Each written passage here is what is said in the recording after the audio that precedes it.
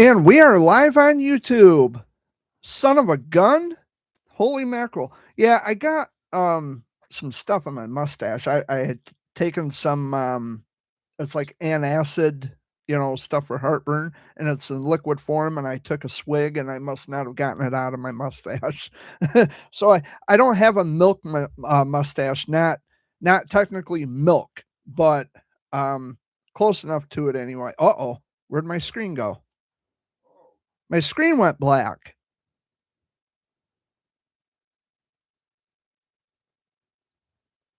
What in the hell happened?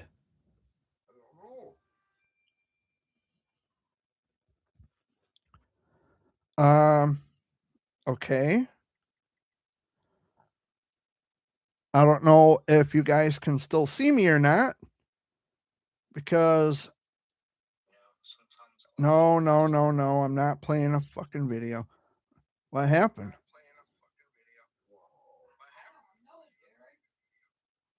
See, I can see myself on my phone, but I can't see myself on the computer.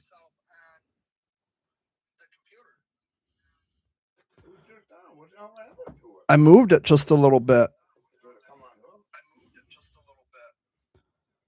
Okay, this is weird.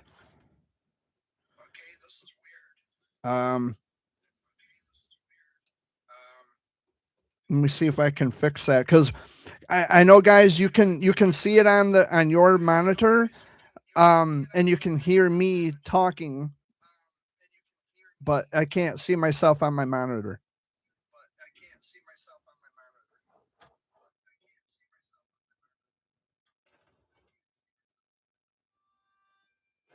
What the fuck is going on?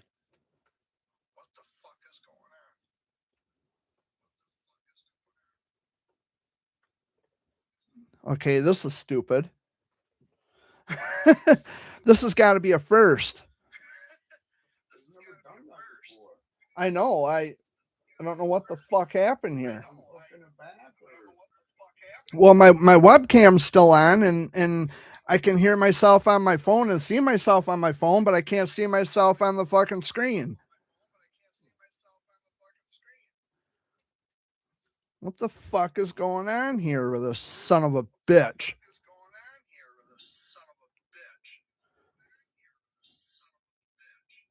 Uh-oh. Guys,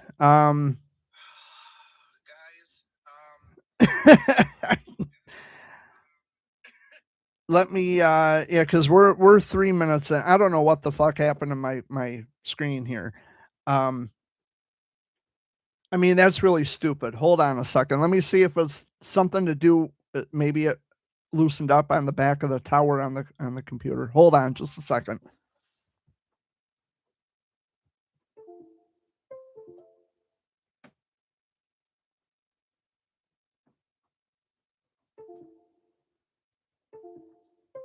Man, these wires are very touchy.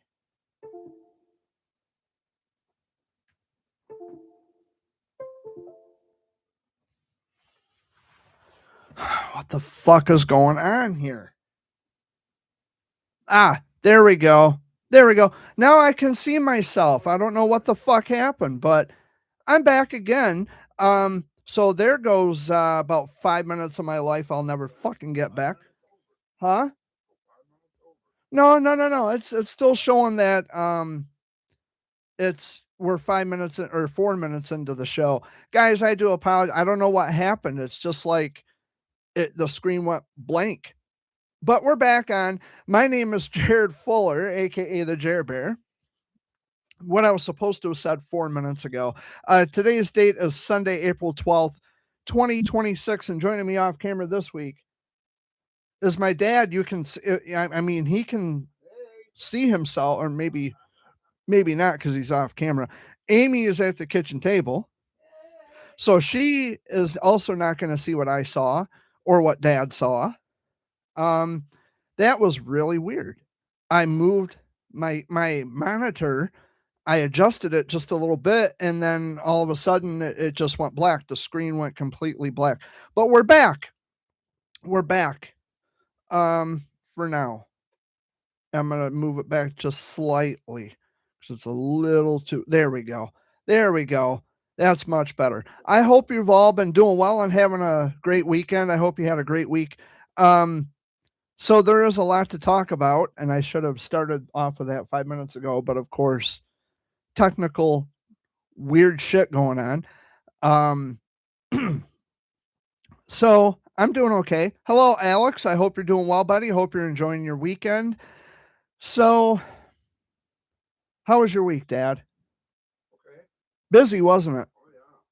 So yesterday we just did some, grocery shopping and um, went to Owasso and Chesaning and Corunna and got some stuff for supper last night and stuff to eat, just throughout the day, snacking or whatever. Um, so we did that, and we last week was Dad's birthday. He turned 68 last Monday, and we had a great time out at Pine Run Inn. He had like 9 shots of Fireball and 10 beers. He wasn't feeling any pain when he started drinking. He handed over the keys and says, "Here you go, son." So I was Dad's designated driver while he was the designated drinker. And Amy was out there and she had a great time. We had some friends show up out there as well. Um, what's that? Yeah, it turned out really good. Carly and Autumn were out there, which by the way, I think they're expected to show up today. Um, so and if they do roll up, the dogs are gonna start barking and it's gonna throw off my whole fucking show. But I guess at this point it doesn't matter because I've already had, issues on my end with not being able to see the monitor because it went completely fucking black, dark as night. And now I got it back, so now we're good. So I don't know if you guys heard, but and there's a lot of confusion going on right now. So the government has decided to automatically register men ages 18 to 25. They're automatically registering signing up for selective service. Now, what is selective service? It's something that only boys have to sign, the boys ages 18 25 by federal law, you have to sign up. And I did when I was 18. I registered at the post office. This does not mean that we're going to war.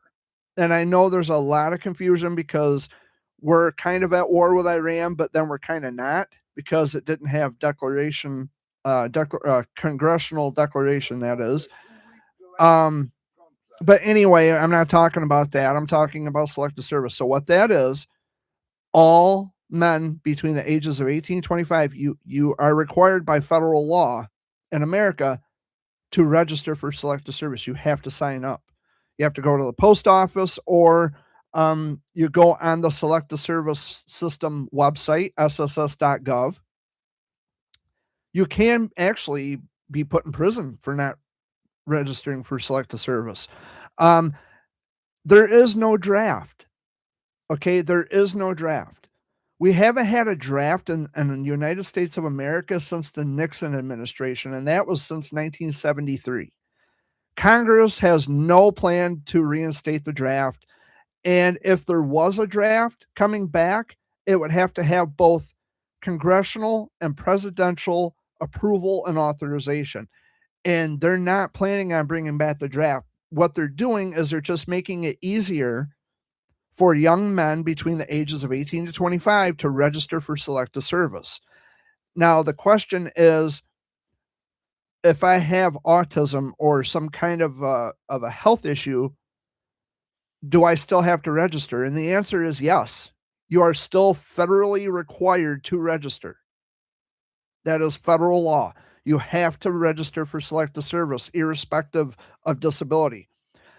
Now, say if it did come down to it, for example, say if it did come down to it to where they brought back the draft, which they're not going to do, but let's say for the sake of the argument that they do, you would then have to file for an exemption according to your medical issues. And from there, they will disqualify you from any active engagement in the military or fighting or whatever. But you are still required by law, irrespective of your disabilities, you still have to register.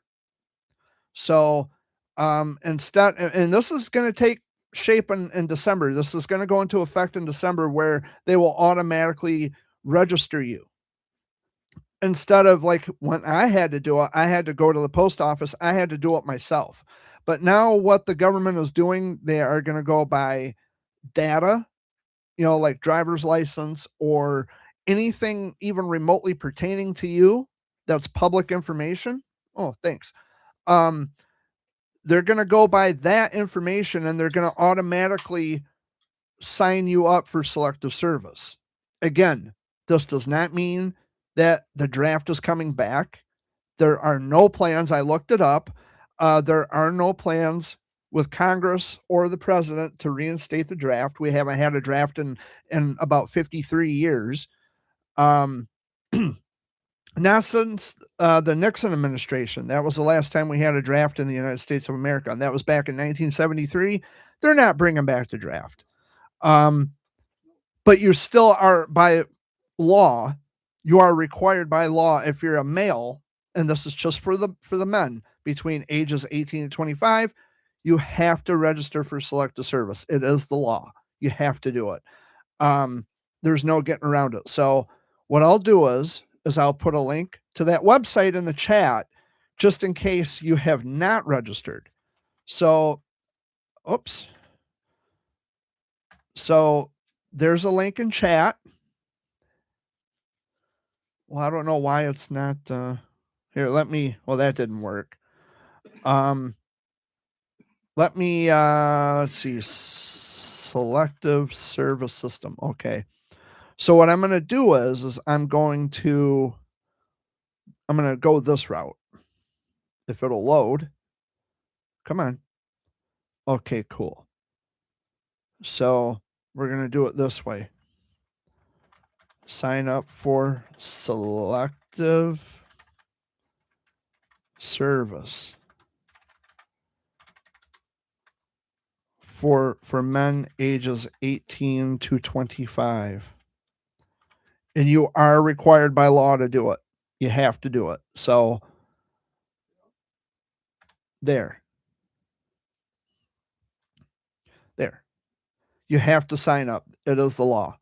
So, and if you don't, you can actually, and this is a very rare thing to happen, but if you don't, I read up that if you actually don't register for selective service, you can go to prison for like 5 years. But not to scare anybody, but those are the consequences. So that's the penalty. And they can, if you don't register, it'll be more difficult for you to get financial aid. On a federal level, you won't be able to get like a federal job. You won't be able to get financial aid, that kind of thing. Yeah. Yep. Yep. You have to do it.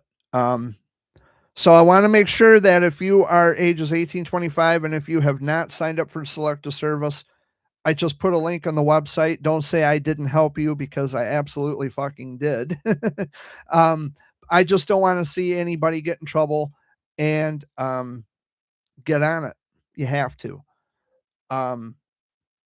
So that's what that is. There is no draft. Everybody's talking about the draft coming back. There is no draft coming back. And it's kind of frustrating, because I looked this up myself, and I could look it up right now, and it'll tell me that there is no draft coming back. So I'll read this to you. Is there a military draft coming?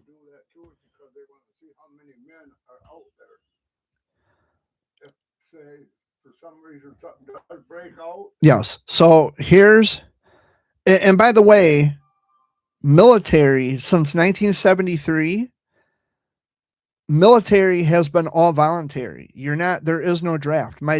When dad here went in the army, he wasn't drafted. He enlisted. So that was on his own free will. He enlisted.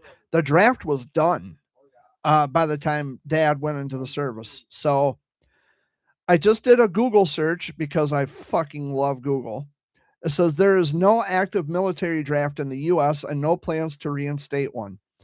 Starting December 18, 2026, the Selective Service System will automatically register eligible men ages 18 to 25 using federal data, but this administrative change is for registration only, not a sign that a draft is imminent. So they're going to put you in it anyway. Irrespective, yeah. If you don't do it, they will. Yep. Because it's just that. No active draft. The U.S. has remained an all-volunteer force since 1973, which is what I just said. The automatic registration. The FY 2026 National Defense Authorization Act mandates automatic registration, moving away from relying on individuals to register themselves. When a draft happens, a draft would only occur if authorized by Congress and the President, which I just said, during a major national emergency as outlined in the Return to the Draft Selective Service System. And there are no current plans to trigger a draft. That's the misinformation that's going around. Even if you don't sign up, you're already being. Yes. They're already doing it for you. Yeah. That's all that means. They're just going to do it for you so you don't have to go and do it yourself. I wish they would have done that when I had to register, sign up for Selective Service. But now they're doing it, well, as of not until December of this year, December 18th, as I just read, December 18th, they're going to start automatically registering young men ages 18 to 25. So, but no, there is no draft. Everybody can just calm the fuck down. You know, Google is just as much free for you as it is for me. And I don't understand why no one else looks this shit up. It's free for everybody. Like, get real, guys. You can find this out yourself.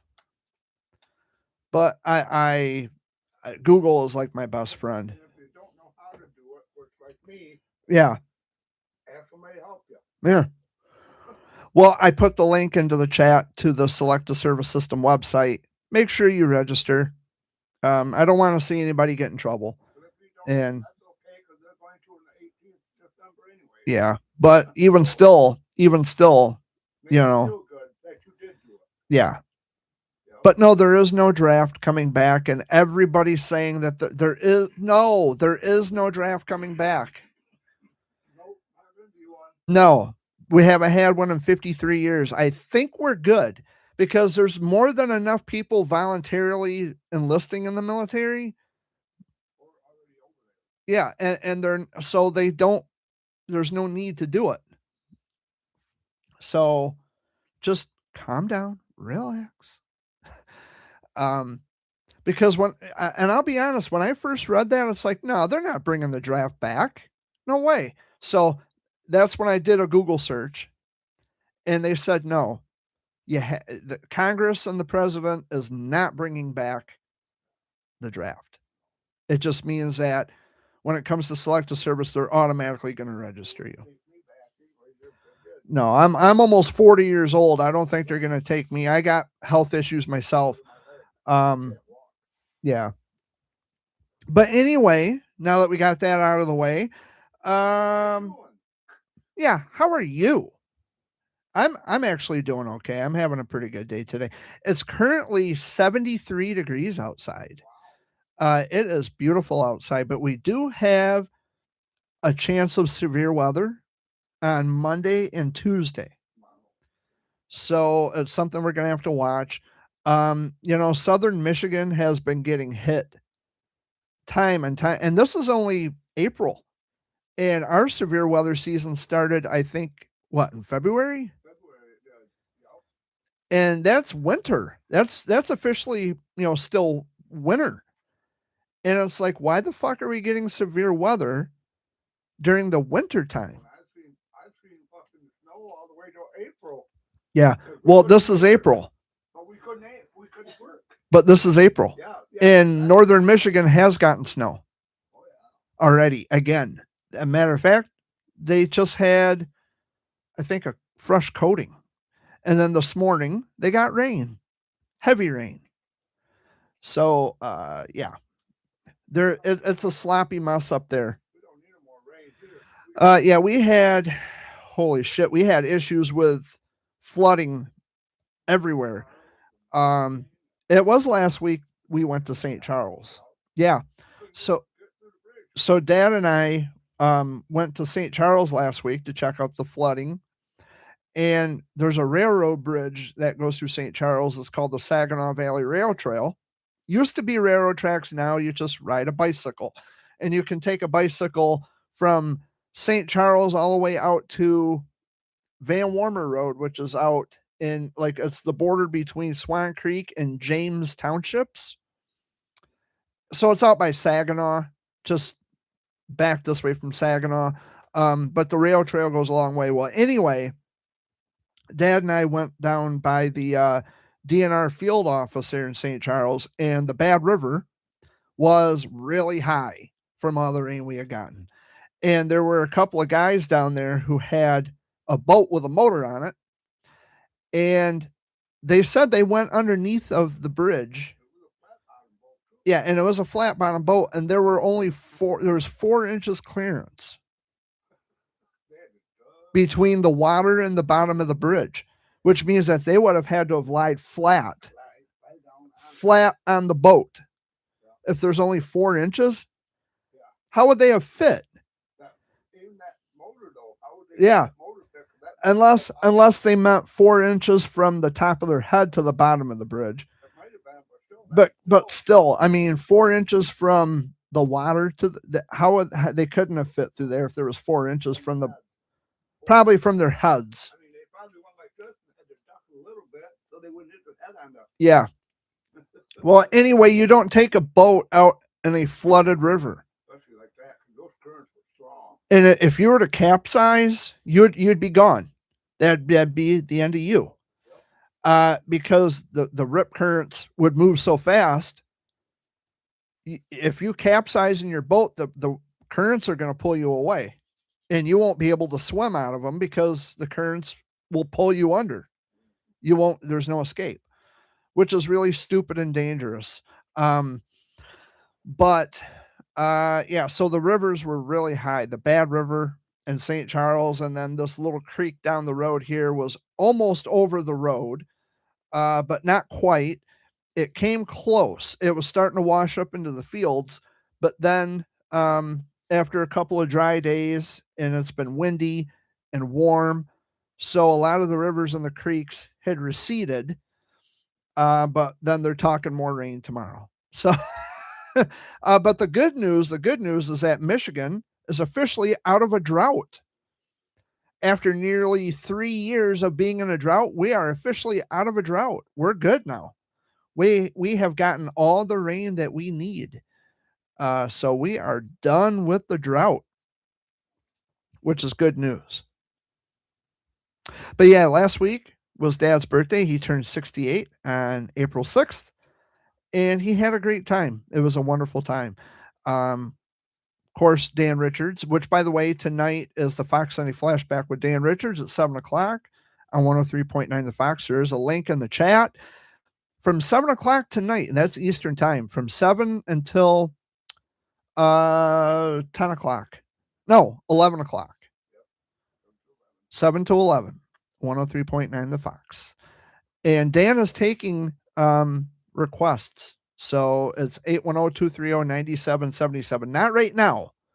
But you can also go to his, if you have Facebook, you can go to his official flashback page, the Fox Sunday Flashback with Dan Richards, his official Facebook page. And you can also email Dan directly, flashback@classicfox.com.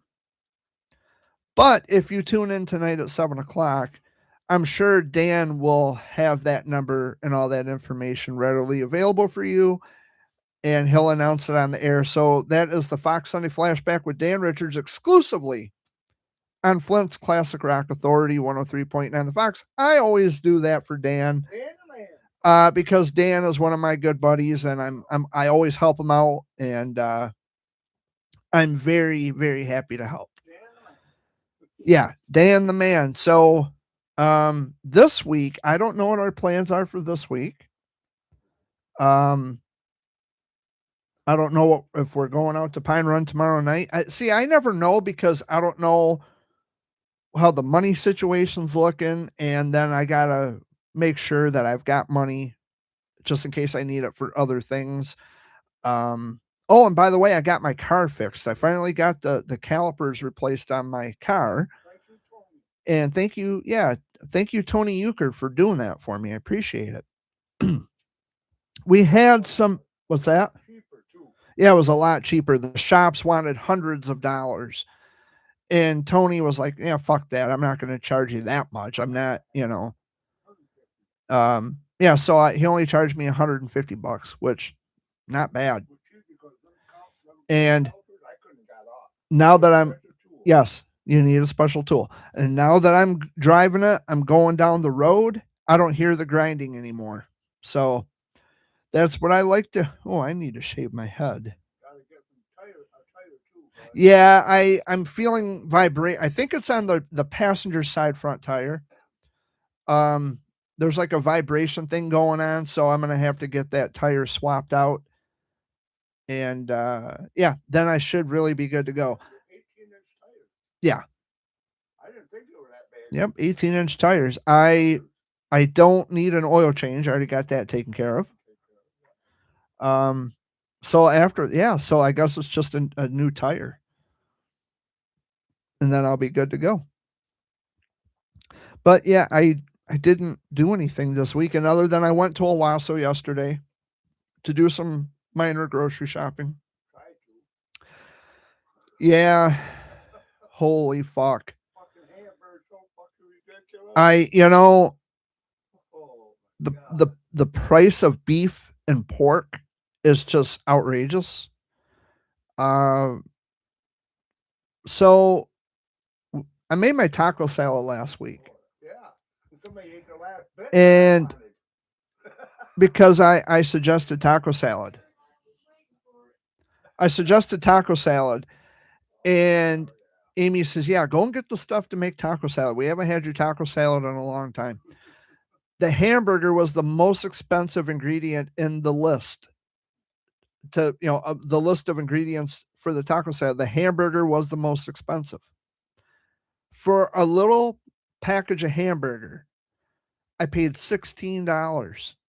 $16. And the cheapest that they had was like $7.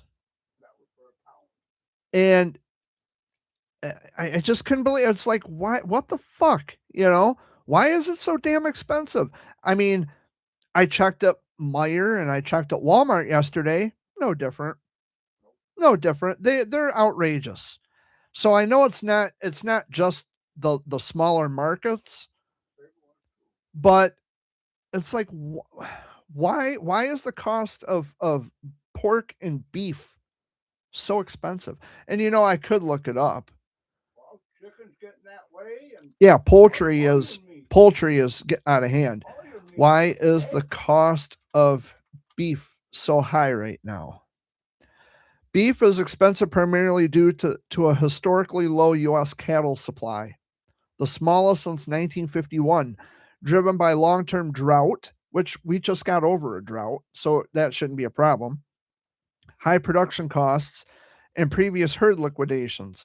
Strong consumer demand coupled with high operating costs for ranchers has created a supply-demand imbalance, further complicated by tariffs and disease concerns. Yeah, I should have known tariffs had something to fucking do with it.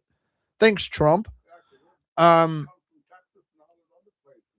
so I just read off the reasons. That's for beef. How about pork? Probably the same thing if I had to guess. Why is the cost of pork so high right now?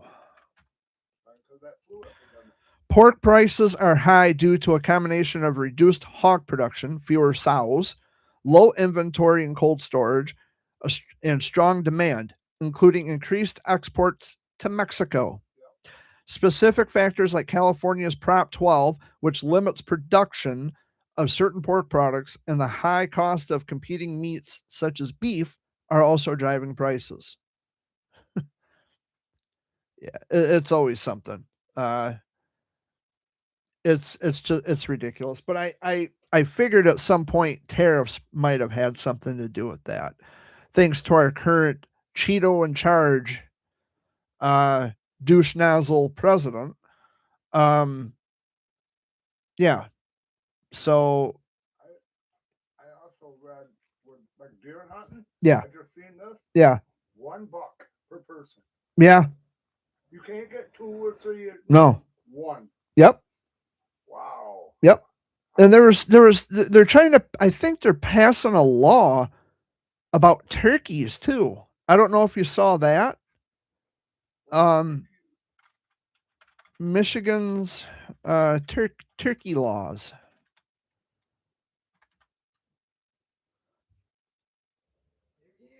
Michigan's 2026 spring turkey season runs from April 18th to May 31st with specific unit dates requiring a base license and a unit specific tag.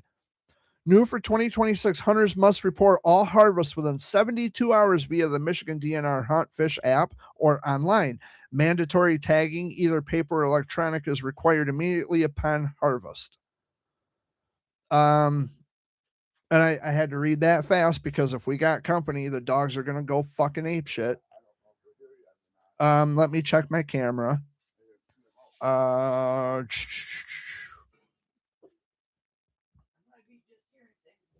No, I heard a car door shut. I'll see. Yeah, I think it was the neighbors because there's no one in the driveway. It was next door. Yeah, the price of Oh yeah, it's next door. the price of meat and everything. Yeah, it's just outrageous. Like what the fuck, you know? Your fish even come up. Yeah, everything has gotten expensive, exponentially expensive. I had to go all the way to Walmart yesterday to get milk, and that's in Owasso, which isn't too far away, but far enough. Yeah, because everywhere else they want $3, $4, $5, $6 a gallon for milk, and it's like I can't fucking afford that. So sometimes you gotta drive a little bit to get the cheapest stuff. It sucks because it takes gas, and gas isn't cheap either. So that means, you're feeling the pinch in your wallet all the time, constantly. I can guarantee you, there's not going to be hardly anybody going on vacation No. up north or anywhere. They're going to stay home and have them set up their campers in their yard. Yeah, it's outrageous. So, this is midterm season, by the way. And what are midterms? Well, we're voting on Congress and the governor. So, if you vote on Congress, that's going to make a big deal. What do you think of that woman? Might be president. Yeah, Kamala Harris, I don't know if you guys heard this, but Kamala Harris had mentioned that she said might be running for president and for the 2028. I think it'd be cool. I'm currently not registered to vote, but I might change that just to vote for her. It would be the first female president in the history of the United States of America. And we've had every president we've ever had since the beginning of presidents has always been men. Why don't we have a woman take over just to see what she can do? Better than any other damn. And I mean, she might do a hell of a job, but you don't know until you vote for her. Kamala, I don't know Kamala Harris doesn't know that I exist. She doesn't know that this channel exists. But hey, Kamala, don't back out.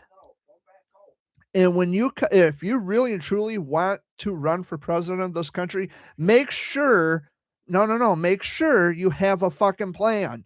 Because when you were running against Trump, when they asked you what are your plans, you said, I don't know. No, you should fucking know. That's why nobody voted for you. If you're gonna run for president in 2028, have a plan. Please. Nice plan. Don't give us this I don't know bullshit. No, have a plan. That's the purpose of running for a country. You're governing the country. Have a plan. Lower some of the shit. But yeah, Lower some of I mean, I'm happy. I'm happy if she actually has a plan and if she wants to you know, for president? I hope so. yeah, She might change the world better for than any of them did. excuse me. Yeah, she might do a better job. But yeah, this is midterm season. And it can if you vote for certain like because the Congress is Republican controlled. So if you vote Democrat, it might foil Cheeto in charge's plans to try to do any more further damage to this country. Not saying that's the case, but it would be worth a shot. When people vote for her, give her a chance. Give her Um, a chance. Maybe she'll change her mind and think, wow, she really did a good job. so Let's let her. yeah, so basically, the midterm elections, we're just deciding which party controls Congress. Congress being the House and the Senate, and they have bills. I can't believe I'm explaining how this works. I mean, people should just already fucking know. But Congress, comprised with the House and the Senate, those are the two chambers in the Congress, they come up with bills. They propose bills. If they reach an agreement, the bill goes on to the president's desk to be signed into law, or he can veto the bill. If he vetoes the bill, it goes back to Congress where they have a conference committee and they then do what's called a 2/3 vote, which means 2/3 of voters. So it's like 66% or something like that. If the 2/3 vote is successful, it'll override the president's veto and the bill will become federal law without his signature. If they are not unanimous and if they can't reach an agreement, then the bill dies in committee. That's how that works. So basically, the midterms, that just means that we're deciding who controls Congress. Is it going to be the Republicans or the Democrats? Now, the Congress and the whole presidency is Republican. The Supreme Court is run by Republican judges. And of course, Trump is a Republican, and you know how that goes. But it's all Republican ran. Now, could it very well change to Democrat? It could if you vote Democrat. And if it does vote Democrat, if you do vote Democrat, and if the Democratic Party takes over Congress, it just might thwart all of Cheeto in charge's future plans to fuck this country up further than what it is.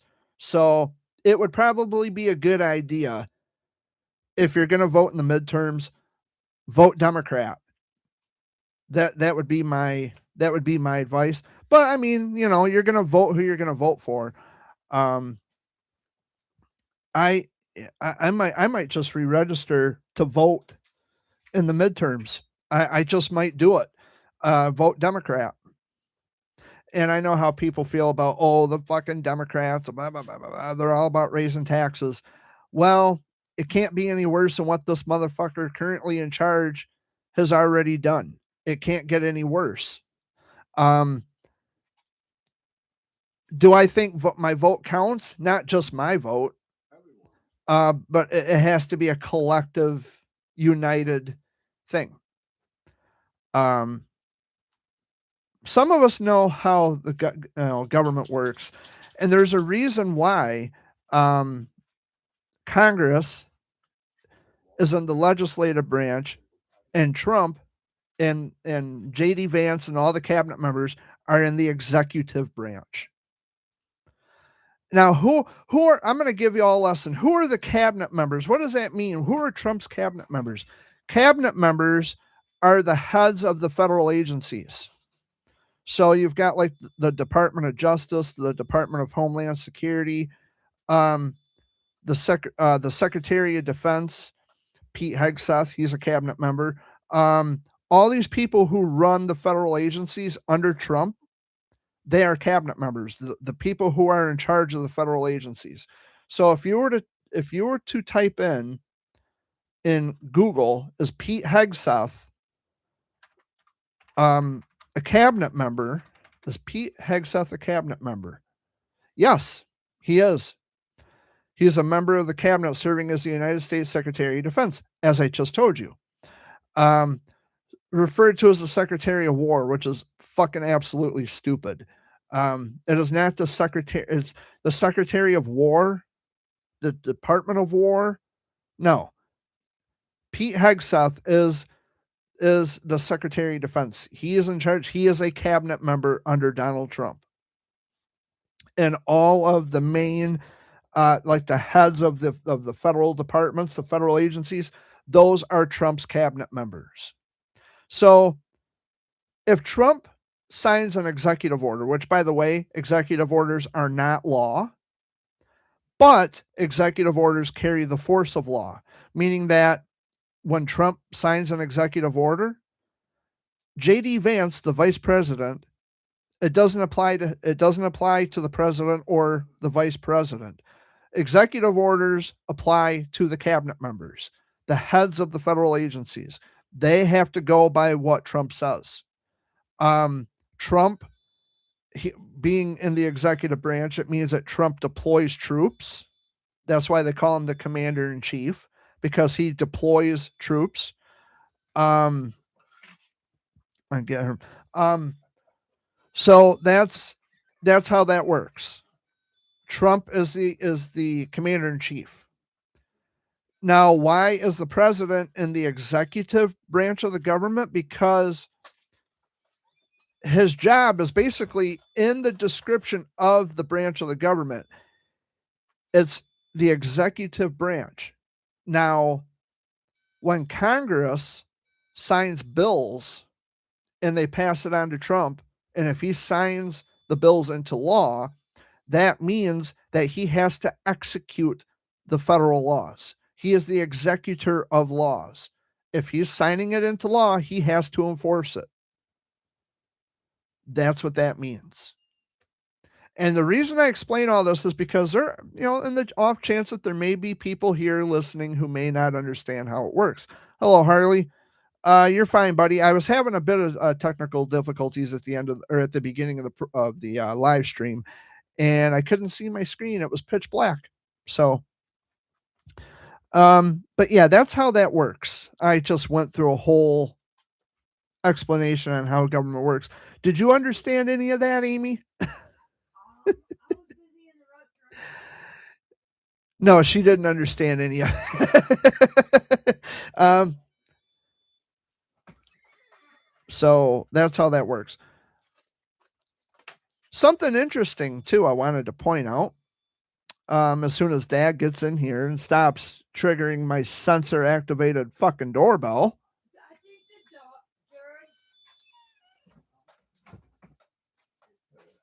So I hate to say it, Jared. Yeah.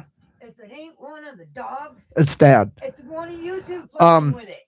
So Yeah, or the birds. Yeah, birds are flying in. It's sensor activated. So anyway, moving on to the next thing, because I just wasted like 20 minutes explaining how government works. I did a Google search on Wilms tumor survivors and Wilms tumor warriors here in Michigan. And although there's not a central database giving like actual names because of HIPAA laws and such, I was able to do a deep dive with AI, and my name is listed in there. So I'm going to do this Wilms tumor survivors in Michigan. So maybe that's not it. No, that's not it. Actually, it should be Wilms tumor survivors from Michigan. Wilms tumor survivors from Michigan. There goes the doorbell again. Get away from the door. So, oh, they even added a few names. So, see, there I am. Get away from the door, dog. So, Wilms tumor survivors from Michigan. Several Wilms tumor survivors from Michigan have shared their journeys highlighting successful treatment at local hospitals like the University of Michigan and Helen DeVos, which is in Grand Rapids. Notable survivors like Stevie Elam, at the door, a stage 4 survivor now thriving in sports, and Rosie Shutter, who celebrated her recovery at age 5. So we've got Stevie Elam. He's from Adrian. He had his chemo and all that stuff going on in Ann Arbor at U of M. And now he's a freshman guard for the Milwaukee Panthers, the basketball team. Rosie Shutter is from Grand Rapids, and I hope I'm pronouncing her last name correctly. At 5 years old, Rosie went home cancer-free in 2020 after treatment for a 5-pound Wilms tumor at DeVos in Grand Rapids. Lucas Potvin from Davison, diagnosed at age 1 with stage 1 Wilms in 2006. Lucas had his kidney removed and underwent chemotherapy, with his story featured in MLive. There's a little girl from Michigan named Erica, a young girl diagnosed with Wilms tumor who went into remission after treatment, as discussed in Michigan's public report on a rare cancer cluster. Kaylin in Emberley, Michigan, supported by the Hope for MVC Kids Society in 2026 after a Wilms tumor diagnosis. And there was a young man named Dustin Collier, I think is how you pronounce it. He passed away at age 23. He battled Wilms tumor for over a decade. And then there's me, Jared Bear from Chesaning, a survivor of stage 3 unilateral Wilms tumor diagnosed in 1989 at age 2.5, treated with surgical nephrectomy, radiation, and chemotherapy in Lansing, but they got it Lansing/Owasso. I didn't get any treatment in Owasso. It was all in Lansing. Yeah. I was diagnosed in Owasso. Maybe that's what they're meaning by it. Yeah, diagnosed in 89. And I was diagnosed in Owasso, but my treatment was in Lansing. And Youngest one too, I think. No, I'm the oldest. I'm the oldest survivor in that list. Yeah. There's Stevie Elam and Rosie and Lucas and Erica and Kaylin Emberley, and then me. And then there's Dustin Collier, I think is how you pronounce his name. But he passed away, unfortunately. But yeah, I did a little Google search, and my name, it says Jared Bear from Chesaning. Because that's me. I'm Jared Bear, man. That's what they kept you at the hospital. Yep. I'm Jared Bear, man. That's what they called you. And Scott did. no. That's no. I mean, yeah, he called me Jared Bear, but that's not how I got the nickname. You know how I got the nickname? From the teddy bear, Jared Bear. So that's how I became Jared Bear. But that's who I am. Even when the kids send me pictures in the mail or they write me letters, they don't put Jared Fuller. They put Jared Bear on the envelope, which it's so sweet. But yeah, that's me. That'd be me. And for some, like some reason or another, when I say, or when I type into Google, like, who is Jared Bear Fuller? It'll say, we don't know anybody by that name. It's like, you fucking liar. You just pulled up information about me being a Wilms tumor child, a cancer survivor. Don't say you don't know who I am when you just had information available. And now they've because I've included this information, I was treated under Protocol 4 Regimen DD-4A, which is from the National Wilms Tumor Study. That's why I had 3 chemotherapies, radiation, and a nephrectomy. And the protocol worked because I'm still here. So I could type it in right now in Google, which protocol was Jared Jerbear, because you got to include the Jerbear Fuller. See if it'll say any. Jared Jerbear Fuller was treated under Protocol 4 Regimen DD-4A of the National Wilms Tumor Study after being diagnosed with stage 3 unilateral Wilms tumor on March 2nd, 1989. His treatment included vincristine, adriamycin doxorubicin, which is the red devil, actinomycin D, radiation, and a surgical nephrectomy. So that's correct. And it's funny, they didn't have my buddy's daughter on that. Well, you're talking about Melissa Priest. Your name Jerbear reminds me of my friend who had a critical disease and she received a bear and she was named Claire and her bear was called Claire Bear. Well, that's sweet. Claire Bear and Jared Bear get together. So the person that my dad's referring to, I don't know if you guys could hear that in the background. The person my dad is referring to, her name was Melissa Priest, and we were actually in the hospital together. I found out she didn't have the same cancer I did, and all this time I thought she did. But we were in the hospital together at the same time, same hospital, and we were both being treated for cancer. And she's got kids. She's got a couple of kids, and I don't think she's married. I think she's single, but she works at the local grocery store in town. She says hi to me, okay, What I think was funny is because I was going in an elevator and he was. oh yeah, dad would be coming out of the garage there at the hospital. Dad would be going up the elevator and Melissa's dad, Fred, would be coming down the elevator. They pass each other. And well, Fred, what are you doing here? Oh, my kid, she's got cancer. No shit. My son has cancer, and Fred and my dad worked together at Thompson Boats in St. Charles. That's been years ago. But yeah, Melissa and I were in the hospital together. She doesn't talk about her battle with cancer. I think she just wants to put it behind her. But me, I think I leaned into it and I wanted to help other people. It's like I found my purpose. I want to help other people. I want to make sure that other people know that they're not alone. And there's a lot of kids out there who like to hear stories of survival, and it gives them hope, and hopefully it inspires them. And Explain to them what to look forward to. Yeah. Yep. And how rough it's going to be. Yep. And dad is a big help. My mom, when she was alive, she did the best she could by explaining. And they actually failed to mention my other buddy who was also a Wilms survivor from Michigan. His name is Abram Gingras. Now, Abram is currently, and you just blows my mind. It's like it all comes full circle. Abram is a Wilms survivor. Okay. He's from the Upper Peninsula. He's attending Michigan State University. He's a student at MSU.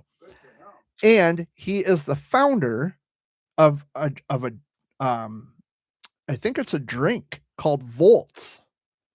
So if you do a Google search, Abram Gingras, okay. So this is the information.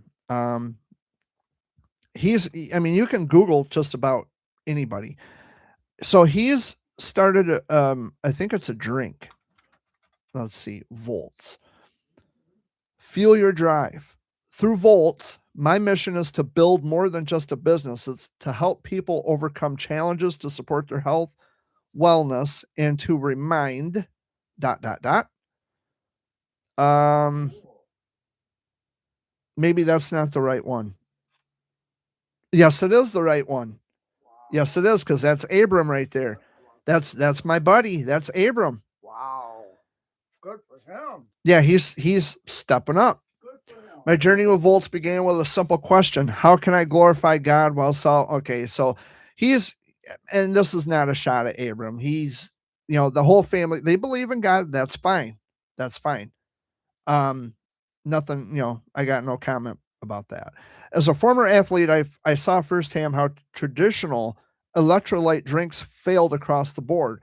Slow absorption, sugar laden, and ineffective when I needed them most. But I also saw an opportunity to create something that mattered: hydration that actually works and carries his word into people's daily. Okay, it's God stuff again.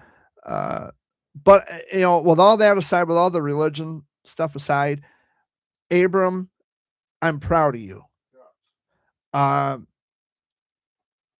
So basically, they're electrolyte pouches, and they come in like these round containers. They kind of look like chewing tobacco containers. But that's what they look like. If you, yeah, Volts, VOLTZ. Yes. And that's my buddy Abram. He made that. He created that. He created that. So, Yeah. so here's the thing. I used to spend the night at their house, and his mom and I, we still keep in contact. Sweetest lady in the world. And Abram's sister, Aurelia, she's just absolutely just the sweetest person ever. Abram's dad is really super cool. The fact that they let me come up and stay for a weekend in the Upper Peninsula, I love them all dearly.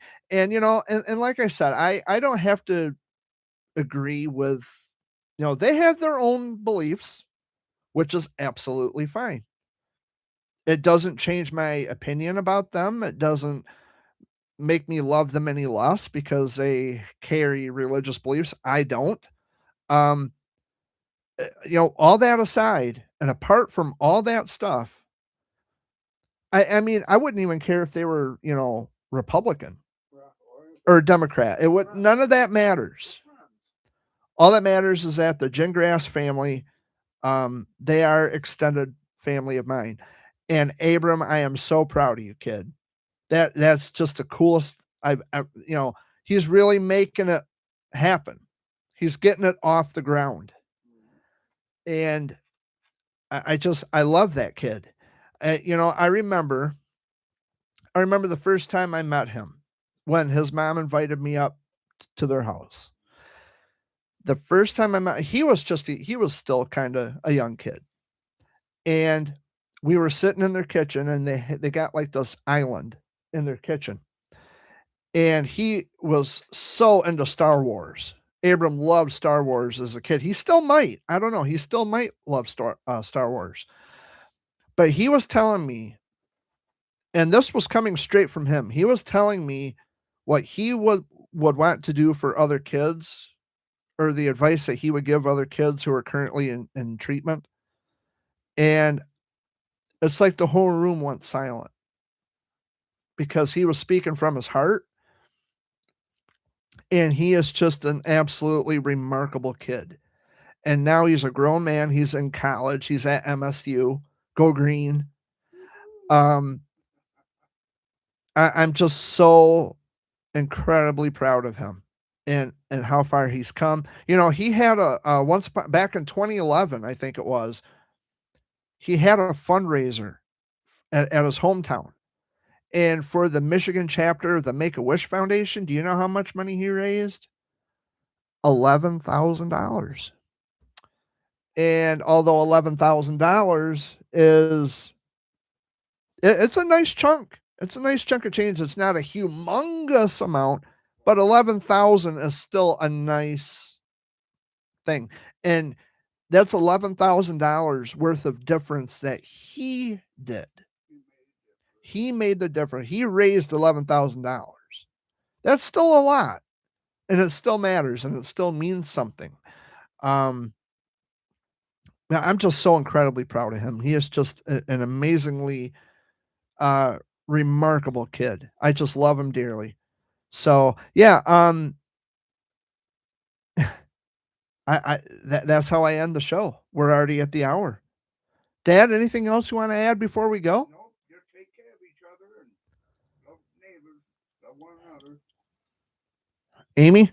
survive. Peace out, be safe, and be careful out there on the roads because people don't watch for you.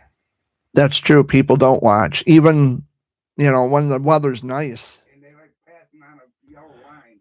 Yeah, Dad and I were going down State Road, going from Chesaning to Corunna. And we were on a curve, and there was a solid yellow line, and some idiot decided to pass around us in a no passing zone like a jackass. And of course, there's never any cops around when you need them. Turn the corner.